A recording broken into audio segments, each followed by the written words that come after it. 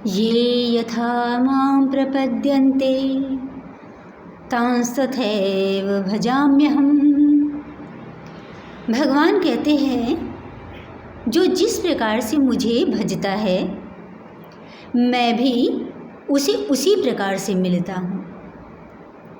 लेकिन हम कैसे भजें, ये जानेंगे कैसे? सत्संग के माध्यम से। जब सत्संग में जाएंगे तभी हमें ज्ञान की प्राप्ति होगी और हम जानेंगे कि भगवान को कैसे भजना है, कैसे भगवान की पूजा करनी है, कैसे भगवान को प्रसन्न करना है और कैसे भगवान को पाना है। सत्संग का अर्थ क्या है कि सत्य का संग करना। सत्य कौन है? परमात्मा। तो परमात्मा का संग कैसे हो? जहाँ परमात्मा की, भगवान की चर्चा होती हो, भगवान का गुणगान होता हो, वहाँ पर जाना। साधु संतों का संग करना, गुरु जी का संग करना, क्योंकि जो साधु संत करते हैं, गुरु जी का संग करते हैं तो वहाँ पर भगवान की ही चर्चा होती है। लेकिन साधु होना चाहिए, संत होना चाहिए। केवल वेश से ही संत नहीं, आचरण से संत हो, वहाँ जाना। और सत्य का संग हम ऐसे ग्रंथों का अध्ययन करें, जैसे श्री गीता है, श्री रामचरितमानस है। ऐसे ग्रंथों का भी जब हम अध्ययन करते हैं तो ये भी सत्संग है, क्योंकि ये परमात्मा का ही संग है। उसमें जो कुछ भी लिखा है, जो कुछ वर्णन किया गया है, वो सब परमात्मा के बारे में बताया गया है, तो वह भी सत्संग है।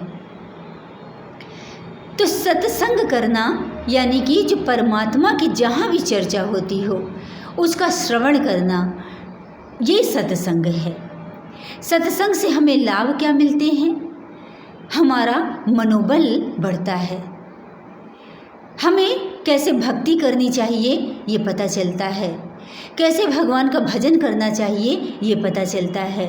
सत्संग के माध्यम से ही हम बड़ी बड़ी परेशानियों से बाहर निकल आते हैं, क्योंकि जो सत्संग करने वाला व्यक्ति नहीं है वह छोटी छोटी बातों में भी टूट के बिखर जाता है।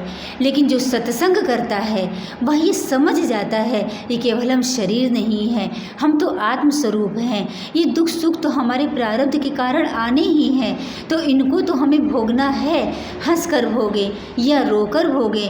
तो इस प्रकार से उस परेशानियों में भी, दुख में भी वह समाधान निकाल लेता है और हर दुख में वह सुख ढूंढ लेता है, इसलिए वो विचलित नहीं होता। लेकिन जो सत्संग करने वाला नहीं है वो छोटी छोटी बातों में भी विचलित होकर टूट कर बिखर जाता है।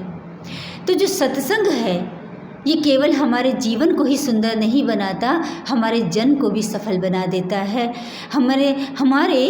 जो हमारे जीवन में कठिनाइयाँ आती हैं उनको दूर कर देता है, क्योंकि हम जान जाते हैं कैसे कठिनाइयों को दूर करना है, कैसे हमें जीवन में सफल बनना है, कैसे हमें आगे बढ़ना है। सब सत्संग के माध्यम से पता चलता है, क्योंकि सत्संग केवल हमें भगवान का भजन करना ही नहीं सिखाता। सत्संग माने सत्य का संग। हमें अपने भीतर से मिथ्या बातों को दूर करना है, असत्य को दूर करना है, और वो क्या है यह हमें सत्संग बताएगा। तो सत्संग हमारे जीवन में बहुत बड़ा महत्व है। बिनु सत्संग विवेक न होई, राम कृपा बिनु सुलभ न सोई। सत्संग के बिना तो हमें ज्ञान भी नहीं मिलता, और जब ज्ञान नहीं मिलेगा तो हम अज्ञान के अंधकार में डूबे रहेंगे, तो उससे उभरेंगे कब? जब ज्ञान की प्राप्ति होगी तभी तो ज्ञान के प्रकाश में आगे बढ़ सकेंगे। जब हमें किसी बात का ज्ञान नहीं है, हम किसी क्षेत्र में जाना चाहते हैं, उस बात का ज्ञान नहीं, तो वहाँ जाकर करेंगे क्या?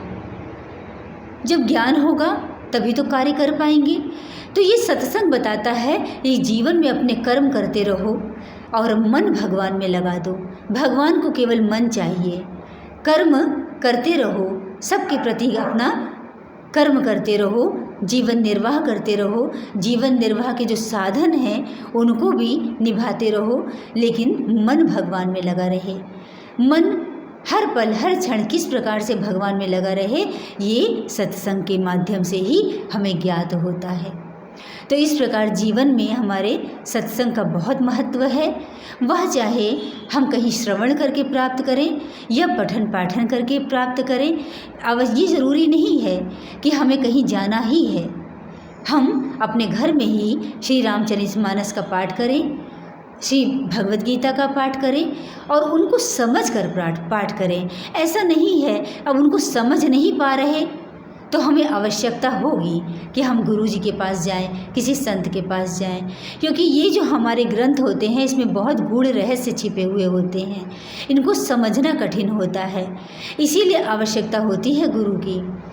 तो हम गुरु के पास जाएं, संतों के पास जाएं और वहाँ भगवान की चर्चा करें, जिससे हमें ज्ञान प्राप्त हो और हमारा जीवन सुंदर हो, हमारा जन्म सफल हो। इसीलिए सत्संग का हमारे जीवन में महत्व है।